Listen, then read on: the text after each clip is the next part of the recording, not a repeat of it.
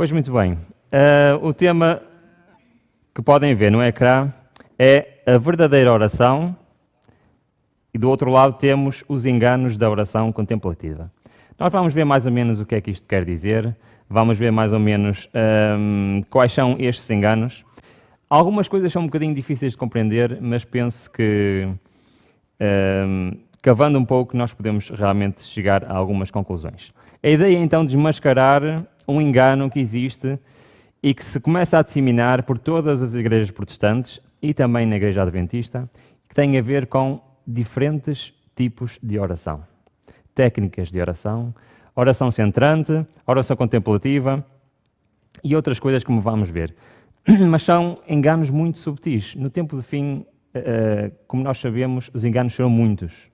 Mas muitos deles serão tão subtis que, se possível fora, enganariam até os escolhidos. E para não sermos enganados, nós temos que estudar os temas. Temos que os perceber para, de facto, podermos distinguir o certo do errado.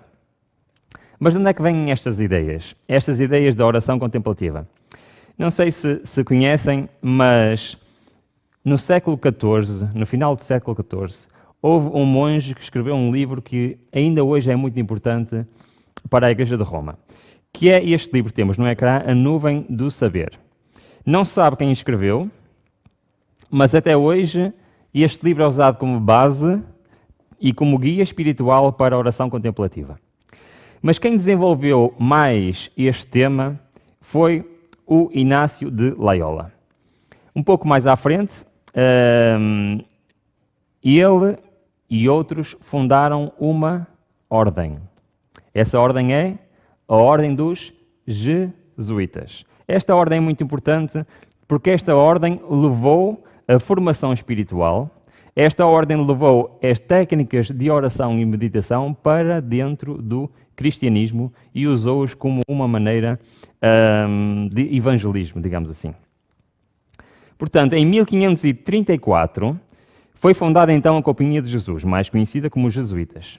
Em 1554, o Inácio de Loyola escreveu as Constituições, ou seja, as regras de funcionamento da Companhia de Jesus ou Jesuítas.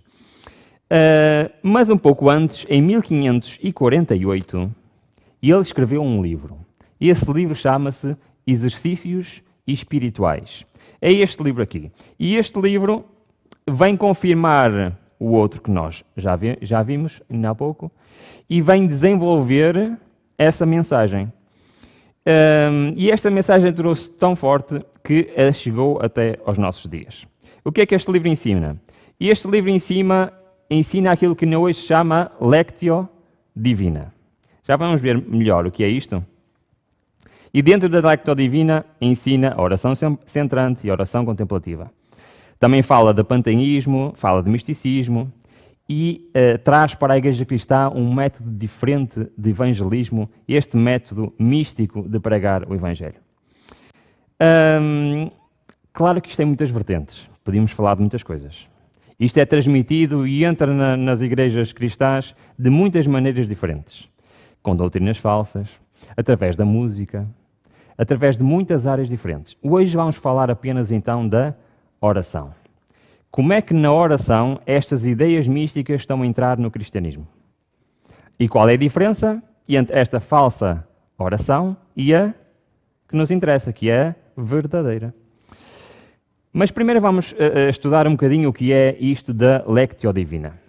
A Lectio Divina, ou Lessio Divina, que corretamente até é assim que se diz, a Lessio Divina, ou oração, ou leitura orante, é uma prática e método de oração, reflexão e contemplação praticado pelos fiéis do catolicismo desde os tempos antigos, como vimos, desde o século XIV.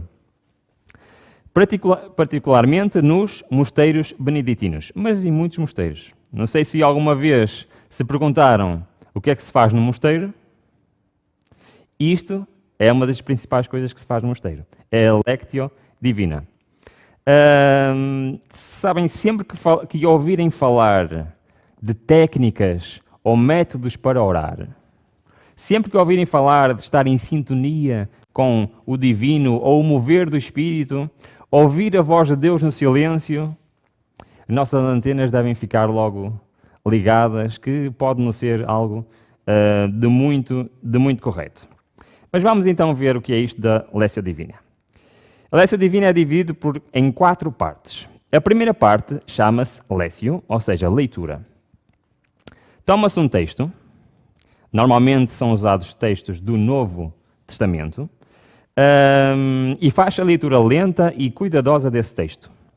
Não tanto com o objetivo de fazer uma exegese bíblica, ou seja, o objetivo não é perceber o que é que o texto diz. Estão a perceber? Ler o texto, mas o objetivo não é perceber o que é que o texto quer dizer, mas sim o de escutar o que Deus transmite ao leitor. Pode-se repetir a leitura quantas vezes for preciso, até que se sinta tocado. Ou seja, pegamos num texto, especialmente do Novo Testamento, ler o texto, não para perceber o que é que o texto nos quer dizer, mas até sentimos alguma coisa. E depois passamos para a segunda parte. A segunda parte, a meditação. Medita-se sobre o que acabamos de ler. Busca-se perceber o que é que Deus fala àquele que lê. Não é mais uma leitura, mas uma escuta. Depois temos a terceira fase, que é a oração. Na oração responde-se a Deus que antes falou. Ou seja, a leitura, segundo esta técnica, é Deus a falar. Depois há a meditação e, na terceira parte, há uma resposta a Deus. E essa resposta pode ser baseada no texto ou noutras técnicas que vamos ver ainda mais para a frente. Pode ser de qualquer coisa. Pode ser alguma experiência que vivemos naquele dia, alguma coisa que vimos. Portanto, falar com Deus como ele se fosse o nosso amigo, o nosso colega, e dizer o que é que se passou, o que é que vimos de televisão, o que é que se passou com a vizinha, qualquer coisa. Portanto, alguma história pessoal de cada um no momento. O que nos vier à mente podemos então falar. Reparem que o intuito desta oração não é pedir a Deus para mudar alguma coisa. O intuito não é fazer um agradecimento, não é louvar a Deus, não é interceder por alguém, não é pedir nada. É simplesmente falar. Falar qualquer coisa. E na quarta etapa é então a contemplação. Tudo isto da Lectio Divina tem como objetivo chegar a esta parte. E a contemplação é o que é? Já não há mais necessidade de palavras. O orante, ou leitor, tomou contacto com o texto escrito, ou até diante da natureza, de um facto da vida, não precisa ser o texto escrito, pode ser outra coisa qualquer. E leu, escutou a voz que fala em seu coração. Responde a essa palavra, escrita ou não.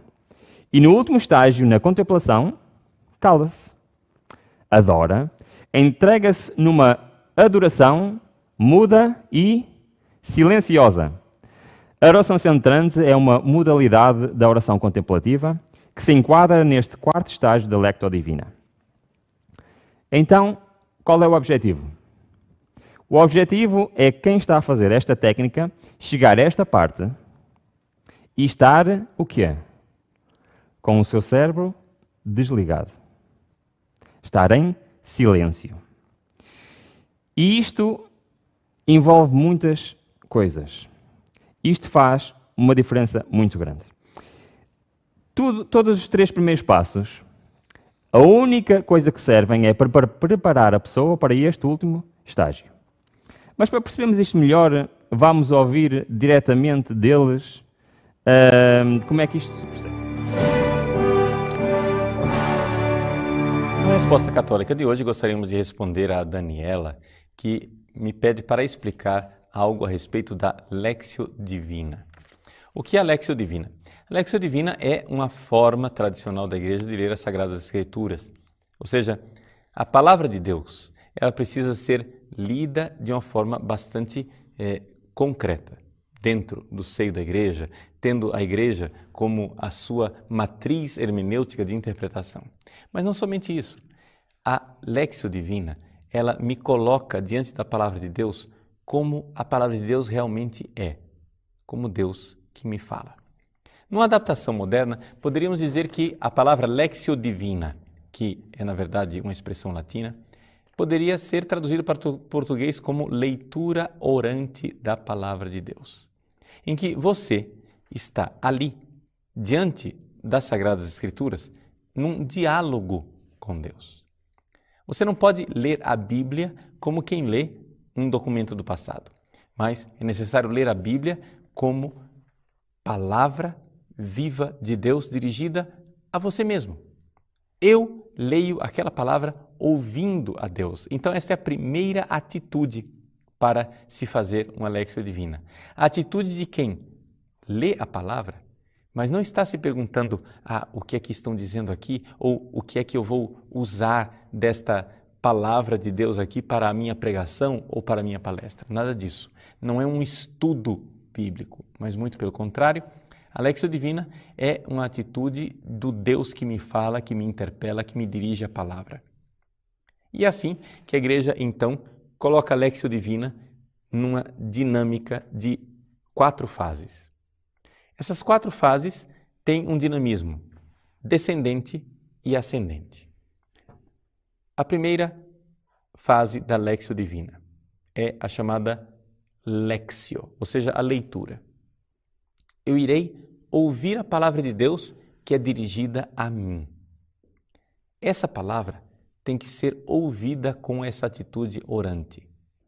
Então, você pega um trecho da palavra de Deus e lê. Mas lê com essa atitude de Deus que me dirige a palavra. Num segundo momento, aquela palavra que você ouviu atentamente, através da Lectio, você irá ruminá-la. É a segunda fase, é a chamada meditatio. O que é ruminar? Os santos padres e os teólogos medievais usavam essa expressão para dizer o seguinte: a vaca, ela come o capim, mas depois ela tem que descomer o capim, por assim dizer, mastigá-lo e engolir uma segunda vez.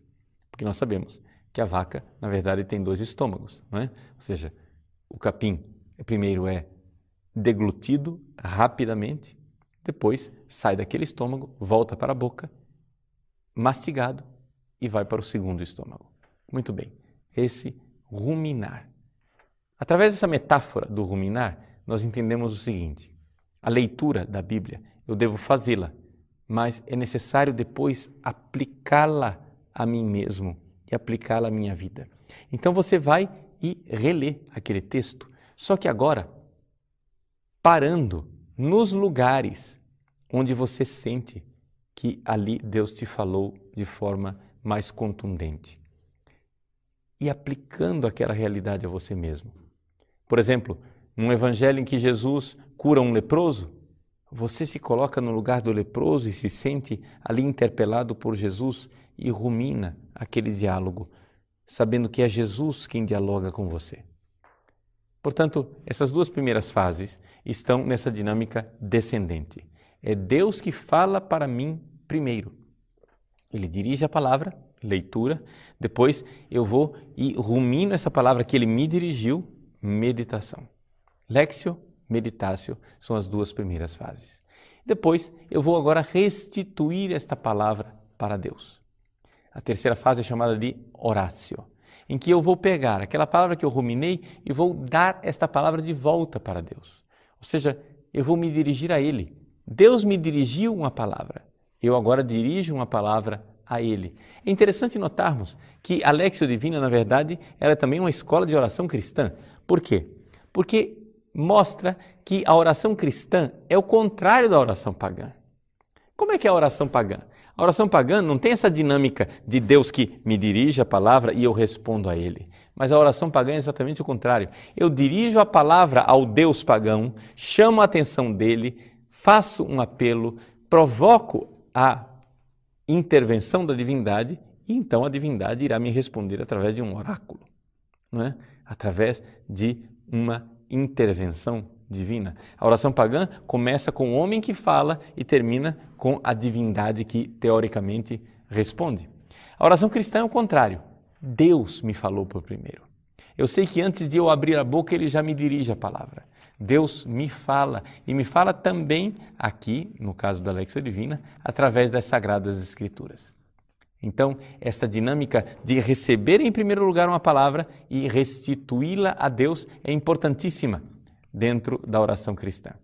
Então, terceira fase da Lexio, Oratio, restituir a Deus a palavra que Ele me dirigiu. E, finalmente, a quarta fase da Lexio Divina, que é a Contemplatio, a contemplação, o permanecer em Deus, naquela presença silenciosa diante dEle. É interessante.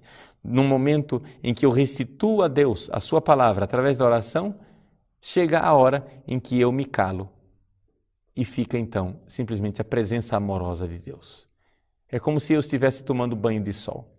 O que é que você faz? Qual é a sua atividade diante de um banho de sol? Você simplesmente está lá e recebe esse banho de sol. Na contemplação, você recebe a luz divina, ou seja, você recebe simplesmente essa presença imensa. Uma vez que você respondeu a Ele, Ele te ilumina e te dá o conhecimento do seu amor como presença constante na sua vida. Eis aí as 4 fases da Lexio Divina. Portanto, Lexio, Meditatio, Oratio, Contemplatio.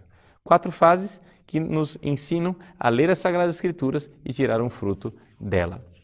Essas 4 fases da Lexio Divina são importantíssimas para a nossa vida. O Papa Bento XVI, no seu último documento, Verbum Domini, insistiu para que nós retomássemos a tradição da Lexio Divina e nos aplicássemos à palavra de Deus. Como no dizer de São Jerônimo, eu me aplico todo ao texto e aplico todo o texto da palavra de Deus a mim mesmo. Não sei o que é que acharam. Teríamos muito para falar só com estes minutinhos que este padre falou sobre a Lexio Divina. Mas eu queria destacar 3 coisinhas que ele disse. Em primeiro lugar, fazer uma pergunta simples. Como é que se lê a Bíblia? É assim que se lê a Bíblia? É interessante que Isaías 28, a partir do versículo 9, diz como é que se lê a Bíblia. Como é que é? Diz assim, Isaías 28, 9. Fala-nos então como é que entender a palavra de Deus. No versículo 10 diz, porque é mandamento sobre mandamento, mandamento sobre mandamento, regra sobre regra, regra sobre regra, um pouco aqui e um pouco ali. Versículo 13 diz exatamente igual. Assim como a palavra do Senhor lhes será por mandamento sobre mandamento. Mandamento sobre mandamento, repete de novo. Regra sobre regra, regra sobre regra, um pouco aqui, um pouco ali. Para que vão e caiam para trás, e se quebrantem e se enlaecem e sejam presos. Ouvi, pois, a voz do Senhor. É assim que se ouve a voz do Senhor. Como é que é? É pegando na palavra de Deus e fazendo o quê? Ler um bocado de um texto, repeti-lo várias vezes. É isso? Como é que diz? É um pouco aqui, um pouco ali. Comparando o quê? Um texto com o outro. É assim que se estuda, é assim que se lê a Bíblia, é assim que se consulta a palavra do Senhor. Podemos pegar num tema, ver todos os versículos sobre esse tema e ficarmos então elucidados em relação ao tema, tendo em atenção o que é que diz a palavra do Senhor. Não é simplesmente ler sem querer saber o que é que está escrito. O que é que se adianta? Para isso lia-se outra coisa qualquer. Mas é de facto assim que se estuda, é um estudo racional. Reparem que ele também falou em algo interessante. Falou que na oração pagã, segundo o que ele diz, o que é que acontece? A oração serve para pedir alguma coisa a Deus e depois Deus faz a sua intervenção. Isso é uma oração pagã? É interessante que em Lucas 11, versículo 4, o que é que diz? Pedi e dar-se-vos-á. Então, se é o próprio Deus que diz para a gente pedir, para Ele poder intervir, então, obviamente, que isto não é uma oração pagã. É interessante que Ele diz muitas coisas, mas onde é que está escrito estas instruções que Ele disse? Está escrito nos livros místicos, não está escrito na palavra do Senhor. E por fim ele diz que no silêncio Deus responde. Será que Deus fala mesmo no silêncio? Sabem que já há muitos anos atrás, na minha igreja, houve uma pregação em que o pregador disse assim: quando se ora, no final devemos ficar em silêncio a aguardar a resposta de Deus. Já uma vez ouviram isto? Notam alguma semelhança? Eu já ouvi isto na minha igreja. Aonde é que temos uma instrução que diz que devemos estar em silêncio a receber a resposta de Deus? Em lado nenhum, certo? Toda a nossa comunicação com Deus é uma comunicação racional. E de facto, nós daqui a bocadinho vamos ver para que é que serve então este silêncio. E também vamos ver mais à frente como é que Deus realmente comunica connosco. Mas como ele dizia, já na altura que ele fez a gravação, o Papa de então aconselhava a Lectio Divina, o Papa atual aconselha exatamente o mesmo. O Papa Francisco explica como se faz a oração de contemplação. O Papa pediu que deixemos um pouco de lado as novelas e as fofocas para ter mais tempo para dialogar com o Senhor. Mas dialogar como? Através deste tipo de oração de contemplação. É interessante que existem várias técnicas para chegar aqui. Nós vamos ver só uma antes de avançarmos para a verdadeira oração. Mas antes queria partilhar convosco esta fonte católica que diz assim: comumente nós, fiéis católicos, utilizamos de formas de oração como o Pai Nosso, os Salmos, Santo Rosário, as orações e os cânticos litúrgicos. Estas são formas de oração vocal, bem conhecida a todos, até dos não cristãos, e que pode ser feita também de um modo espontâneo, com louvores, ações de graça e súplicas. Outras vezes, porém, podemos falar com Deus em silêncio. Apenas em nossos pensamentos e no elevo dos nossos corações, sem formas fixas e sem palavra pronunciada. Esta é uma oração mental ou contemplação. A outra forma também utilizada no meio católico, é a oração centrante. Vou muito rapidamente só falar o que é isto. Temos aqui estes três senhores que pertencem à ordem terapista, que é uma das ordens católicas, e que, baseadas naquele primeiro livro que nós vimos, A Nuvem de Não Saber, mostraram 3 passos para chegar à oração centrante. E já vão ver que é uma técnica diferente, mas a finalidade é a mesma, exatamente a mesma.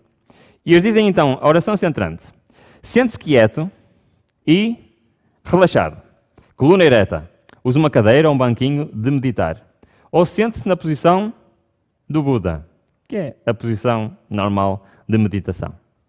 Isto vai começar a aparecer com outras coisas. O importante é que a posição seja confortável e lhe permita ficar tão imóvel quanto possível na sua oração, pois a quietude do corpo favorece a quietude do espírito.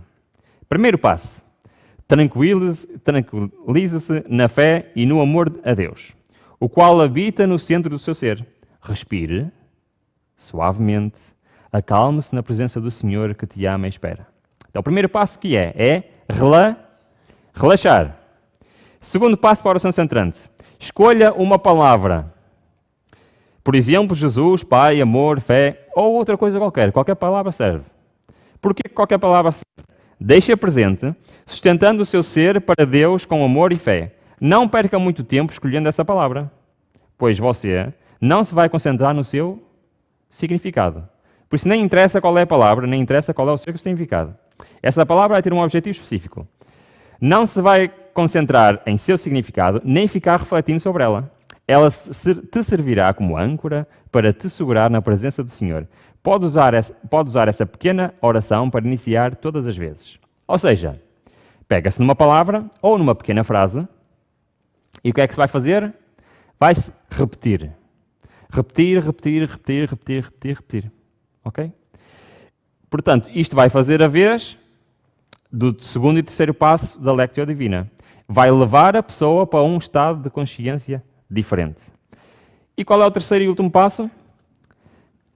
A cada vez que você percebe sua mente vagando, ela adora fazer isso, simplesmente retorne suavemente à presença do Senhor, repetindo mentalmente a tal palavra. Isto é, cada vez que percebe que sua atenção está em alguma coisa, seja isso pensamentos, emoções, barulhos ou sensações, retorne muito suavemente, sem se culpar, condenar ou criticar, à sua palavra sagrada. O que é que isto faz? Faz com que a pessoa se concentre simplesmente naquela palavra. Todos os pensamentos que venham à nossa mente têm que ser postos de lado. Isto vai fazer um esvaziamento da nossa mente e vamos ficar concentrados apenas naquela palavra. A oração centrante também resulta se nos concentrarmos num objeto. Não precisa ser numa palavra, pode ser num objeto. É outra técnica também. O que é que isto vai fazer então? Símbolo de sua intenção e consentimento à ação e presença de Deus em sua vida. O importante nesta oração é o quê? É o nosso ser desnudado, calado, quieto, diante do ser que habita o nosso ser. Nesse momento somos para Deus apenas. Não dizemos nada, não pedimos nada nesta oração. Certo? Nada. É mais uma vez o silêncio. É interessante que, ao lermos esta descrição, rapidamente percebemos que existem muitas coisas semelhantes. Já uma vez viram coisas semelhantes, sem ser na Igreja de Roma? O que é que acham? Já viram coisas semelhantes. Por exemplo, nas técnicas orientais de meditação, yoga, etc. É semelhante ou não é? O objetivo é exatamente o mesmo. Também muitas religiões usam rezas repetidas, em que estão sempre a repetir a mesma coisa. O objetivo é exatamente o mesmo. Mas isto já é algo muito antigo. Não sei se alguma vez viram, mas até as tribos que vivem na selva, o que é que eles fazem? À volta de uma fogueira, com os tambores a tocarem, o que é que eles fazem? E entram em transe. É exatamente a mesma coisa. O objetivo de tudo isto é levar a nossa consciência a quê? A uma consciência alterada. Um estado de consciência alterada. Algo que se diz que é uma ciência, por exemplo, a hipnose clínica. O que é a hipnose clínica? É exatamente o mesmo. É outro método para chegar a este tipo de consequência. Alterações de consciência é aquilo que Satanás quer que nós façamos. Ele quer modificar a nossa consciência. Ele quer interferir com o nosso lobo frontal. Por isso, as drogas, por isso o álcool, por isso luzes psicodélicas, todas essas coisas influenciam a nossa mente. E ele quer realmente que as pessoas tenham este tipo de comportamentos para poder mexer com a nossa mente. Mas porquê que ele quer então incutir tudo isto na nossa mente? Para que é que servem estas técnicas? Está escrito: o que se intitula de manifestações espiritualistas, tudo isto que nós estamos a falar. Aqui está um meio que lhe é inteiramente dedicado e sob o seu controle. E Satanás pode fazer o mundo crer o que quiser. O livro que deve julgá-lo e os seus seguidores, ele pôs na sombra onde bem queria. Qual é o objetivo aqui, então? Qual é o objetivo? Porquê que temos tudo isto hoje a entrar no mundo cristão? Técnicas de oração, todas as pessoas a consumir produtos que alteram a sua mente. Porquê que temos toda esta intenção de Satanás? Aqui está. Porque isto é o meio que Satanás pode fazer para quê? Para influenciar a mente das pessoas. Alguém aqui gostaria de ter a sua mente influenciada por Satanás? Gostavam de ter a mente influenciada por Satanás? Então nós temos de saber como é que as coisas funcionam. E especialmente perto do encerramento do tempo da graça, a mente de milhares tem sido assim envenenada. Quando é o fim do tempo da graça? Quando é? É no futuro próximo. Vivemos no tempo do fim ou não vivemos? Sim? Então, o que é que nos está profetizado? Que nessa altura a mente de milhares será envenenada. E de facto, todas estas técnicas servem um propósito. É abrir portas à influência de Satanás. Mas os ministros que levam a última mensagem de misericórdia aos homens caídos precisam não proferir palavras impensadas e também precisam não abrir portas pelas quais Satanás encontra acesso à mente humana. O nosso culto é um culto racional. E é só dessa maneira que nós conseguimos entender a palavra de Deus. Se nós estamos a fazer técnicas que vão desligar a nossa mente, quem é que pode influenciar? É Satanás que pode influenciar. Deus nos livre, a vós, e a qualquer mortal de aprender ou ensinar tal ciência. Separai de vós tudo quanto tenha sabor de hipnotismo, a ciência pela qual os instrumentos satânicos operam. Todas as alterações de consciência usadas por Satanás têm um simples objetivo: interferir com a nossa mente e fazer com que a nossa fé seja destruída. O inimigo das almas deseja estrovar esta obra, e antes que chegue o tempo para tal movimento, esforçar-se-á para impedi-la, introduzindo uma contrafação. Tudo o que nós temos que nos aproxima de Deus, que serve para nos relacionarmos com Deus, no tempo do fim, Satanás vai fazer o quê? Uma contrafação. Nós já vimos a contrafação da oração. E agora vamos ver a verdadeira oração. Aquilo que realmente que Deus quer que nós façamos sobre a oração.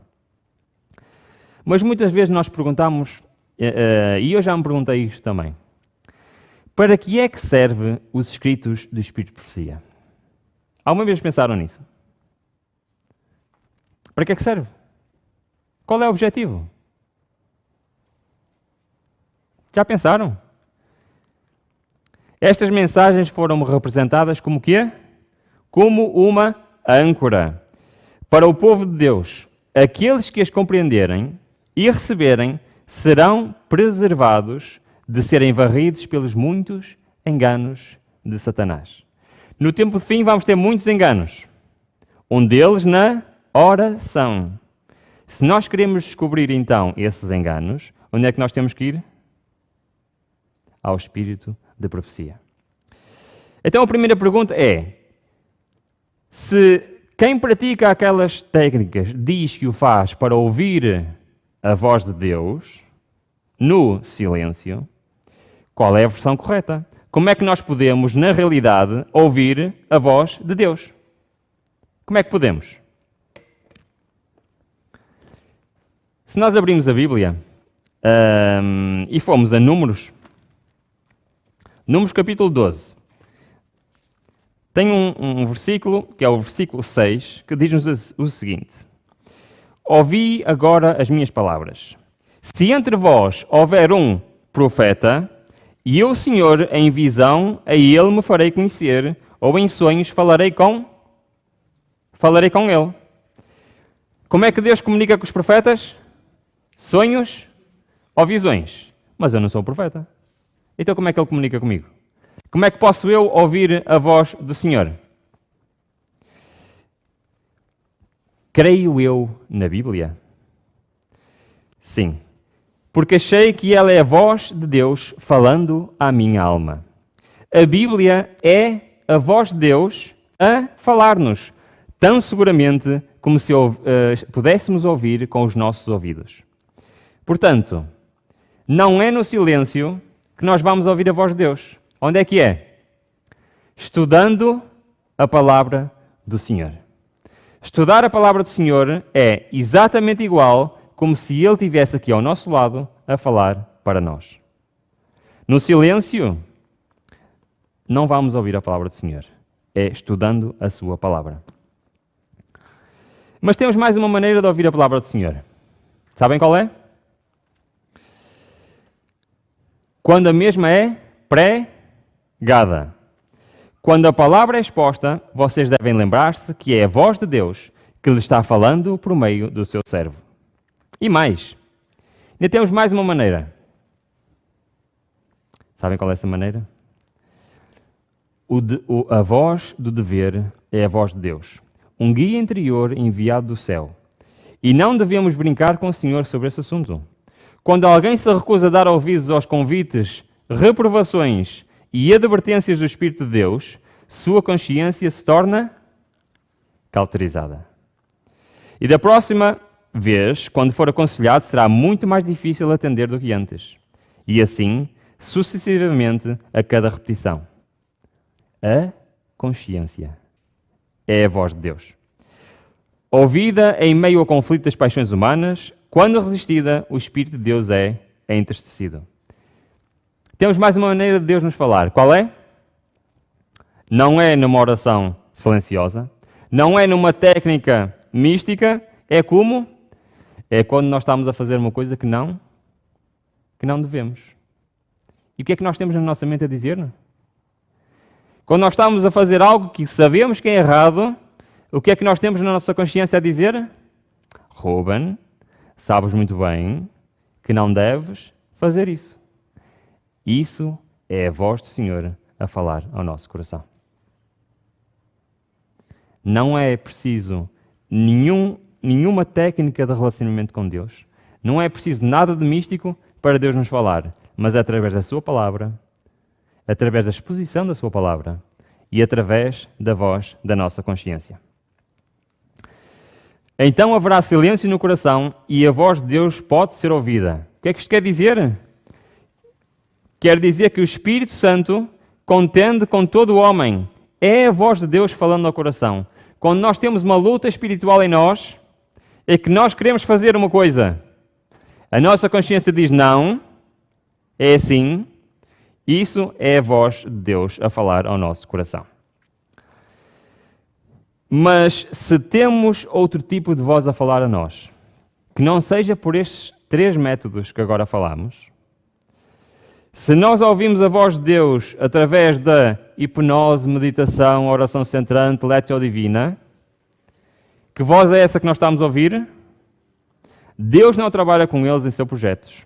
E a voz que agora têm na causa de Deus é quem? Não é a voz de Deus. As únicas maneiras de nós ouvirmos a voz de Deus é com a Bíblia, com a pregação da sua palavra e com a voz da nossa consciência. Portanto, então, qual é a verdadeira oração? Este livro é um livro extraordinário, um livro de Espírito de Profecia que se chama-se Prayer. Neste livro nós podemos achar tudo sobre a oração. Infelizmente este livro não está traduzido para português, mas porque é uma compilação de vários escritos, mas eu trouxe resumidamente as partes mais importantes. E vamos passar os próximos minutos então a ver o que é a verdadeira oração. Como devemos orar, ou onde devemos orar, de que maneira devemos orar, e vamos ver para podermos comparar com o que vimos que é de facto a maneira errada. Poucos há que apreciam ou aproveitam devidamente o precioso privilégio da oração. Devemos ir a Jesus e contar-lhes todas as coisas. O que vimos na televisão, o que se passou com um colega, a revista que lemos, o que lemos no jornal, é isso? Todas as coisas? Não. O que é que diz? Todas as nossas necessidades. Podemos levar-lhe nossos pequenos cuidados e perplexidades, da mesma maneira que as maiores aflições, seja o que for que surja para nos perturbar ou afligir, devemos levar ao Senhor em oração. O que é que devemos levar ao Senhor? O que é que devemos falar nas nossas orações? É coisas banais? Não. É os nossos pedidos, os nossos agradecimentos, os nossos louvores a Deus. Isso é o que devemos levar na oração. Oração é o abrir do coração a Deus como um amigo, mas não como a um colega. Sabem qual é a diferença? Qual é a diferença entre um amigo e um colega? Partilhamos coisas íntimas com os colegas? Partilhamos nossos problemas sérios com os colegas? Não. Mas falamos de quê? De coisas? Coisas banais, coisas normais. Sabem que, de facto, Deus é um amigo para nós. Mas nós não nos podemos esquecer que Ele é Deus. Não que seja necessário para Deus saiba quem somos, mas para nos habilitar a receber-nos. A oração não faz Deus descer até nós, mas eleva-nos até Ele. As coisas banais deste mundo não são para as nossas orações. Quando esteve na terra, Jesus ensinou seus discípulos a orar. E Ele os instruiu a apresentar as suas necessidades diárias perante Deus. E a lançar sobre eles o quê? Tudo o que se passa no dia a dia. É isso? Não. Todas as suas preocupações. As orações têm que ter um objetivo claro. A certeza que lhes deu de suas petições seriam ouvidas. Suas petições seriam ouvidas, nos é dada também. Alguns consideram ser um sinal de humildade orar a Deus de maneira comum. Como se estivéssemos falando para um ser humano. Mas na oração, nós estamos a falar para Deus. Não estamos a falar para o nosso colega do lado. Deus é um amigo, mas não é um ser humano. E eles profanam o seu nome misturando desnecessariamente e irreverentemente em suas palavras as orações. E Ele é o Deus que é todo-poderoso. Não devemos esquecer isso. Tremendas e sagradas palavras, que nunca deveriam passar pelos nossos lábios, serão então submisso e com um sentimento de respeito. Quando nos dirigimos a Deus é com respeito. E Ele é um amigo, mas é o nosso Deus. O caminho para o trono de Deus está sempre aberto. Deus está sempre pronto para as nossas orações. Mas vossas silenciosas preces podem ascender constantemente a Deus, pedindo força e orientação. O caminho está sempre aberto. Deus está sempre pronto para ouvir as nossas orações. Em que situações devemos orar? Oração em particular, em família e em reuniões públicas.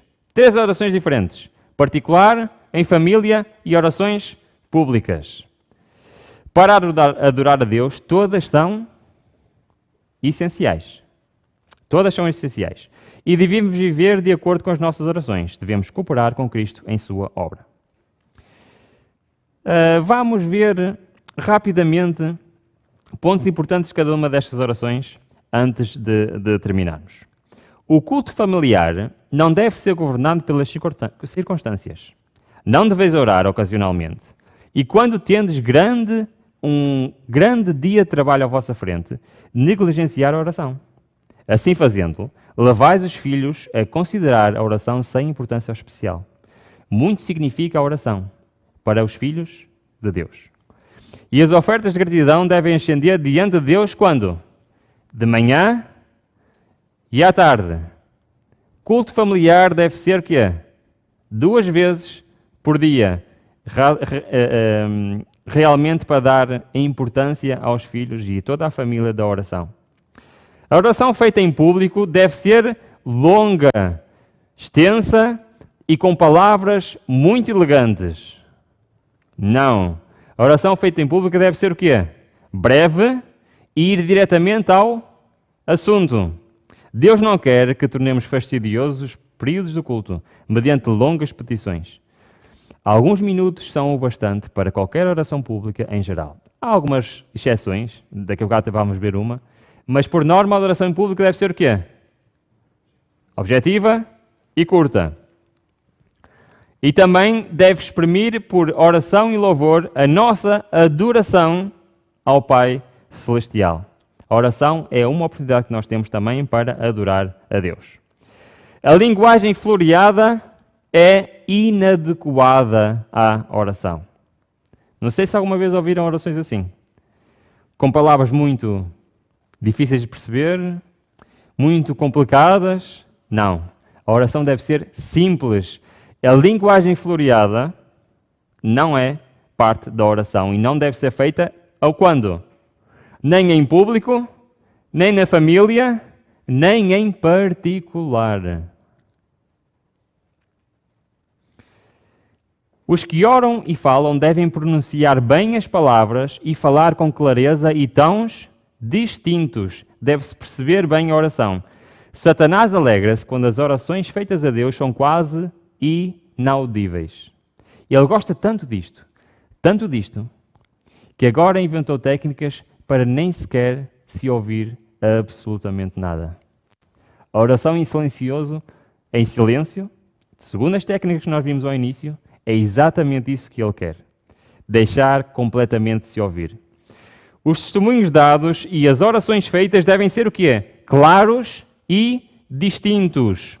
Há lugar para oração em silêncio aqui? Não há lugar para oração em silêncio. Parece que a ideia de que os crentes orarem com os olhos abertos, como se olhassem para o céu, é uma das mentiras baratas de Satanás. Como é que se deve de orar? Com os fechados. Pensam alguns que não é direito procurar observar ordem no culto de Deus. Ou seja, balbúrdia pode perfeitamente fazer parte da adoração, da oração, mas tenho visto que a confusão lhe desagrada e que deve haver ordem no orar e também no cantar. Como é que nos movimentos carismáticos encaixamos isto? Não encaixamos. Não encaixamos. Em nada na casa de Deus, nem na oração, nem no cantar, deve haver confusão ou balbúrdia. Claro que a oração familiar ou pública são muito importantes, mas não basta. E a oração mais importante, sabem qual é? É a oração particular. Aquela que nós devemos fazer no nosso canto, sozinhos e em silêncio com Deus. De facto, essa oração secreta é ouvida somente pelo Deus que ouve. Nenhum ouvido curioso deve inteirar-se de tais petições.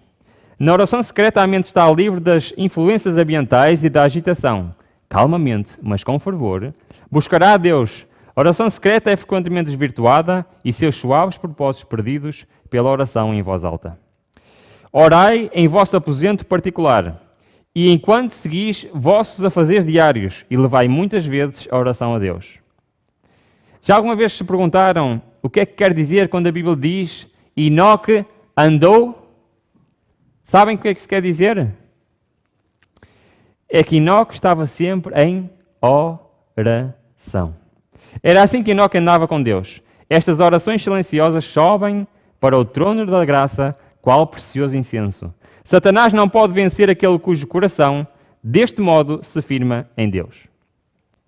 Estas orações particulares não são só as orações que estamos sozinhos no nosso quarto a orar. Também, no nosso dia-a-dia, muitas vezes podemos elevar preces ao Senhor. Não há tempo nem lugares impróprios para erguer uma prece. Não há que nos possa impedir de alçar o coração no espírito de uma oração sincera. E ante as turbas de transeuntes na rua, em meio de uma transação comercial, podemos elevar a Deus um pedido rogando a direção divina. Onde quer que nos encontremos, podemos entreter comunhão íntima com Deus. O que é que isto quer dizer? Isto quer dizer que no nosso dia-a-dia, por vezes estamos em situações que não dá, olha, espera um bocadinho, eu vou ao meu quarto e vou orar. Certo? O que é que diz o texto? Numa transação comercial, no dia-a-dia, em qualquer coisa que nós estejamos para fazer, de repente, será que eu estou a fazer certo? E aí, nesse momento, podemos elevar uma prece ao Senhor em silêncio para rogar o quê? Que Ele nos ajude. Sabem que isso aconteceu na Bíblia. E em Neemias capítulo 2 temos um exemplo claro disto acontecer. Neemias estava perante o rei e o rei disse: por que é que estás tão triste? No capítulo 4, depois o rei me disse: que me pedes agora? E Neemias não sabia o que havia de responder. Então Neemias disse: então orei ao Senhor dos céus. Algumas traduções dizem: rapidamente fiz uma prece a Deus. Porquê? Porque ele estava a falar com o rei e tinha que lhe dar uma resposta. E ele não tinha tempo a dizer ao rei: olha, espera aí que eu venho já. E então ele respondeu ao rei. Realmente isto é uma maneira que nós podemos rapidamente estar em contato com o Senhor no nosso dia-a-dia, em qualquer situação que nós podemos, de facto, como lemos ao bocado, a porta está sempre aberta para as nossas preces ao Senhor.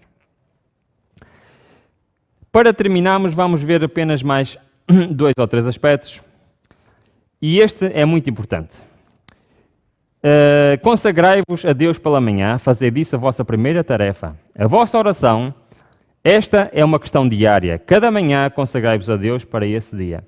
Primeira coisa que devemos fazer no nosso dia é o quê? Lavar os dentes?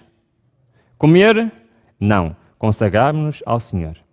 Ao se levantar pela manhã, essa é realmente a altura. Sabem que isto é um aspecto muito interessante. Este texto diz assim: se assim for, os anjos anotam as nossas orações. E se as mesmas não forem fingidas, ou seja, se forem sinceras, quando estivermos em risco de errar inconscientemente ou de exercer influência a outros para eles errarem, o mesmo anjo pode nos influenciar para o bem. O anjo da guarda estará ao seu lado, impulsionando-os a seguir melhor direção, escolhendo as palavras para proferirem e influenciando as ações. Isto é muito interessante. E a oração tem muito poder, contudo, nós oramos tão pouco. Temos um privilégio, a oração é um privilégio. Sabem que os anjos espantam-se porque é que nós não estamos constantemente em oração. A oração diária é tão essencial para o crescimento na graça e mesmo à própria vida espiritual, como é o quê? O nosso alimento físico. Sabem que no nosso dia a dia nós temos tendência para fazer das nossas orações o quê? Orações formais, em que até temos já frases que já temos frases feitas e já serve para várias ocasiões. Há 2 espécies de oração: a oração de forma e a oração da fé. Repetição de frases feitas e rotineiras, quando o coração necessita de Deus, é uma oração formal. Devemos ser extremamente cuidadosos em nossas orações para proferirmos os desejos do coração e dizer somente o que pretendemos. Quando nós estamos a dizer uma frase feita, para Deus isso vale 0. Não vale nada. Porquê? Porque isso não está a vir de onde? Não está a vir do nosso coração. É simplesmente algo que nós... Isso tem o mesmo valor do que as vás repetições. Não passa de uma vá repetição. E como nós sabemos, não useis vás repetições quando estamos a orar. Qual é a posição para orar?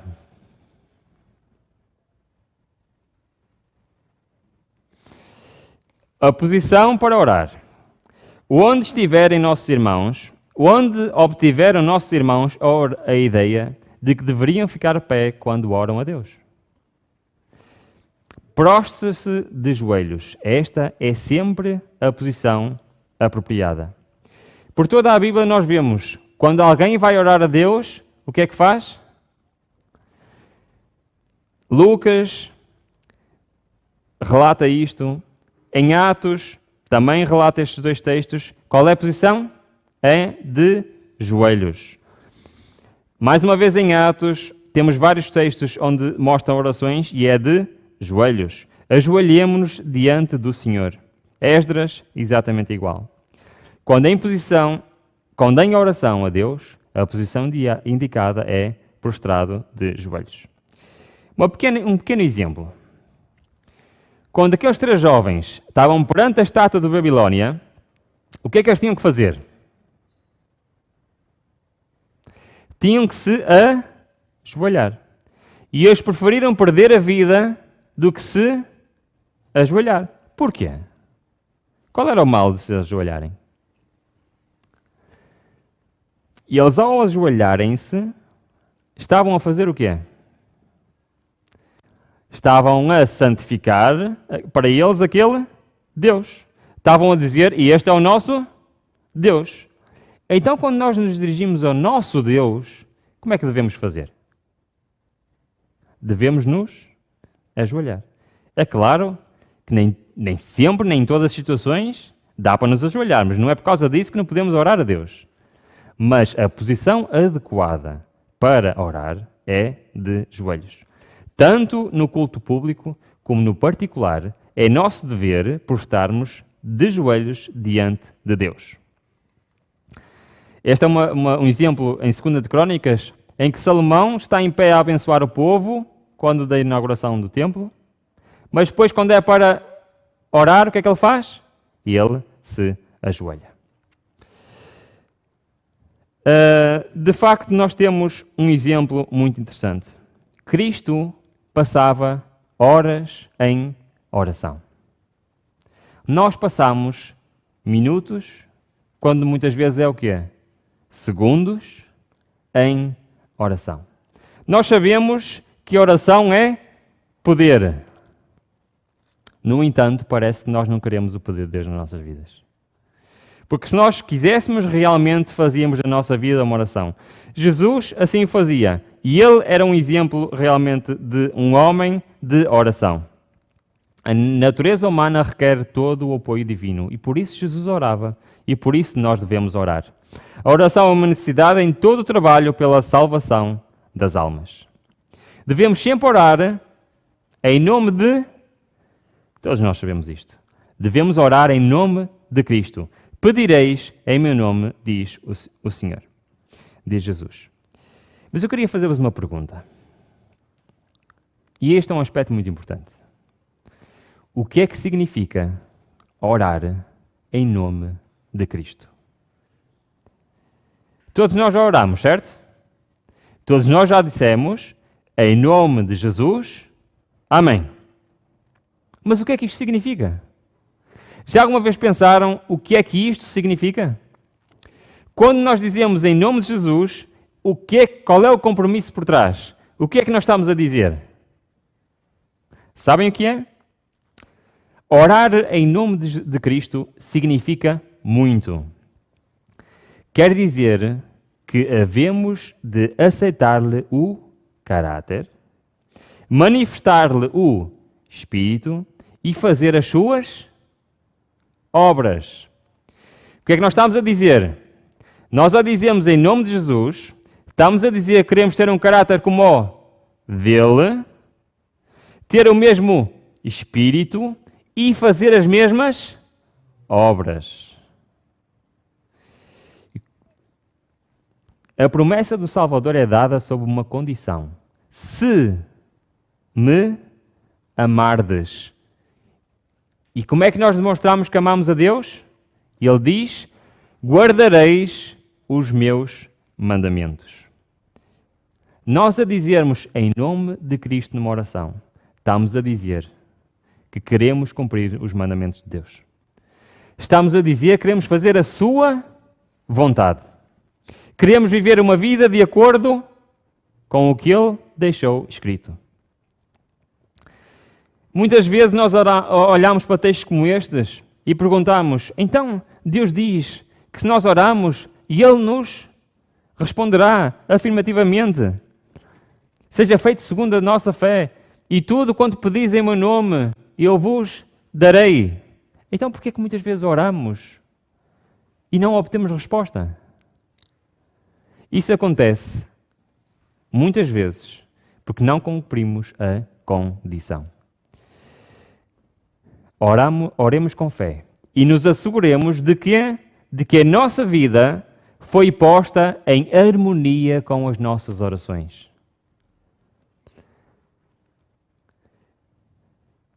A fim de podermos receber as bênçãos pelas quais oramos.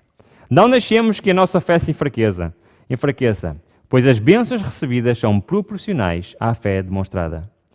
Seja-vos feito segundo a vossa fé, e tudo quanto pedis em meu nome, querendo recebereis. Vamos orar e querer regozijar-nos.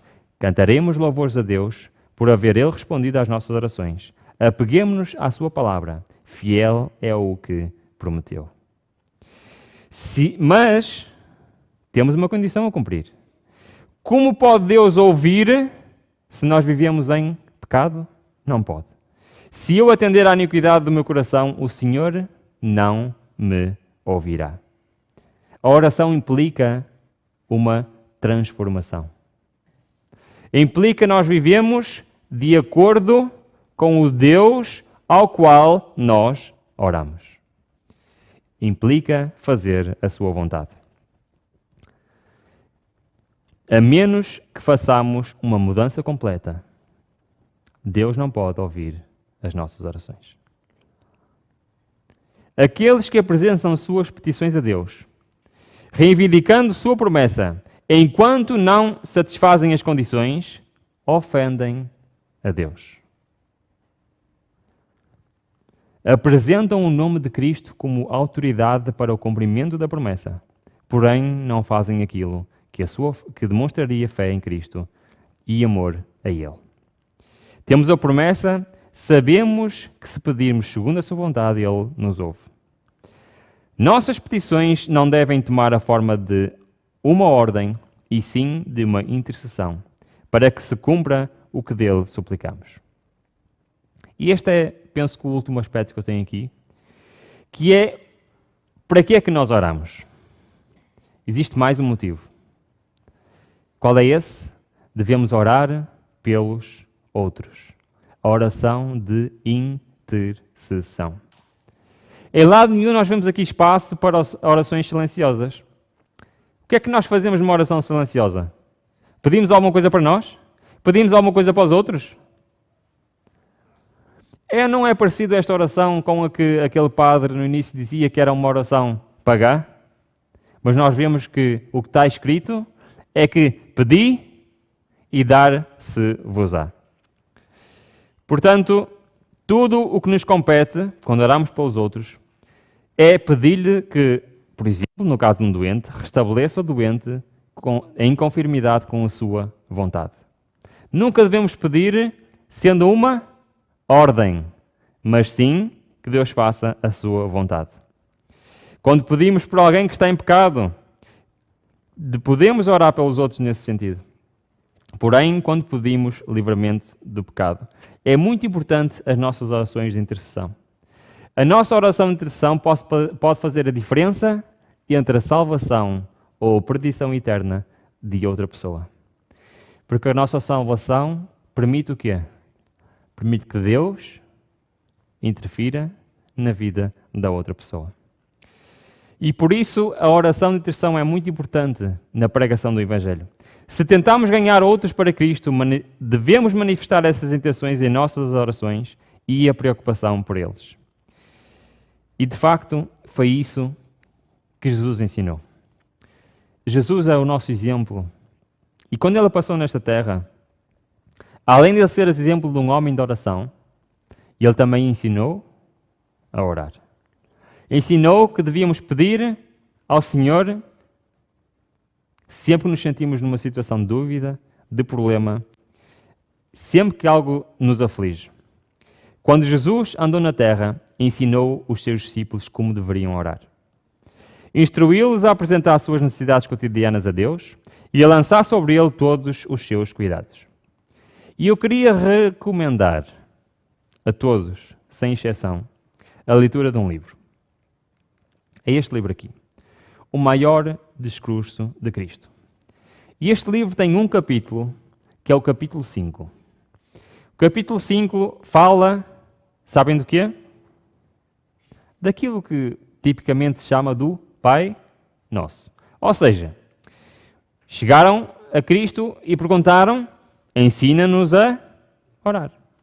E este capítulo, se nós o lermos, vai frase a frase percorrer o Pai Nosso e explicar o que quer dizer cada frase. E neste capítulo nós realmente chegamos à conclusão que estas modernas técnicas de oração, estas modernas técnicas de meditação, nada têm a ver com a verdadeira oração. Nós podemos dizer que existe uma técnica para nos pôr em comunhão, em contato com Cristo, em pôr em sintonia com o ser superior. Nada disso é válido.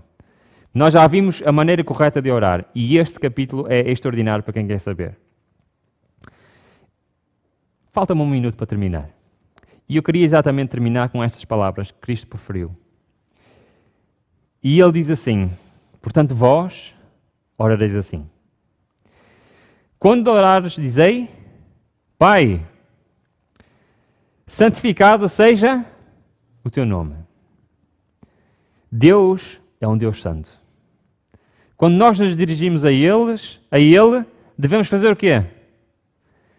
Devemos reverenciar este Deus que é santo. Devemos tratá-lo como ele merece ser tratado. Venha o teu reino. Nas nossas orações nós devemos, de facto, desejar, e este é o centro da nossa fé, é desejar o quê? O reino de Deus, que Ele venha. Devemos manifestar realmente esse desejo nas nossas orações. Seja feita a tua vontade, assim na terra como no céu.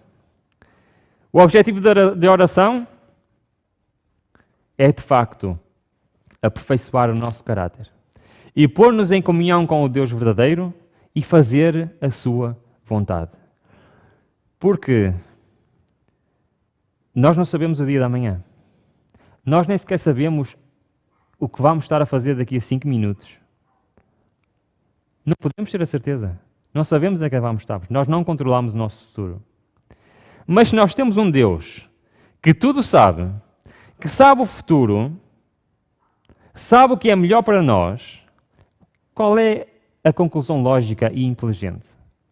É colocar a nossa vida nas suas mãos. E isso é feito através da oração.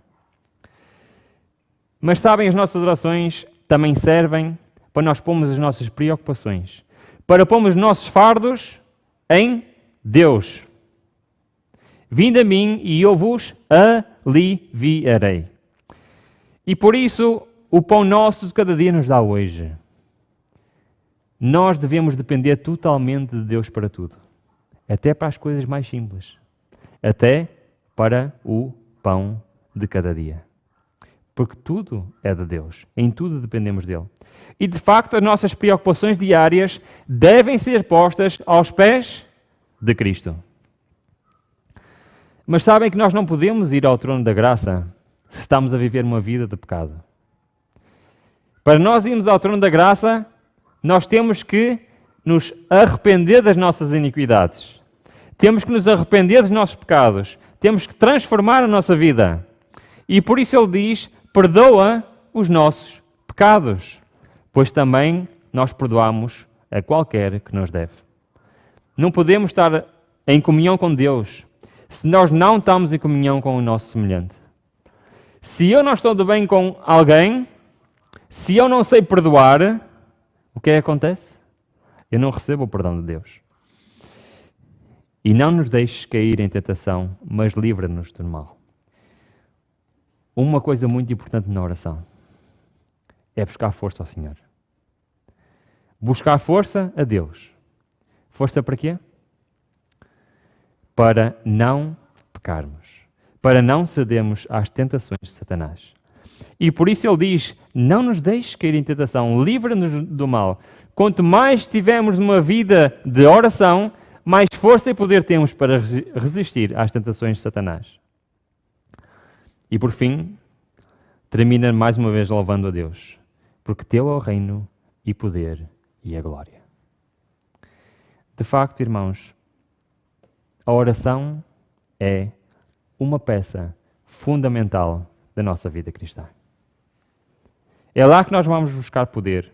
É lá que nós vamos buscar perdão. É lá onde nós nos entregamos completamente a Deus. Sem a verdadeira oração, nós não estamos a ter uma verdadeira relação com Deus. Não é no silêncio, não é em sensações místicas que vamos ouvir a voz do Senhor. É na verdadeira oração. E a minha oração hoje é que possamos realmente distinguir, saber distinguir na nossa vida o que é uma verdadeira oração dos enganos que Satanás quer trazer hoje. Não só às igrejas cristãs em geral, mas também em particular à Igreja Adventista do Sétimo Dia. E eu conheço muitas igrejas adventistas onde se praticam estas técnicas. Conheço outras onde estão a começar a infiltrar estas técnicas. O nosso dever é estarmos alerta e sabemos realmente o que é a verdadeira oração. Que o Senhor nos possa, de facto, iluminar e que possamos realmente fazer da nossa vida uma vida de oração. Amém.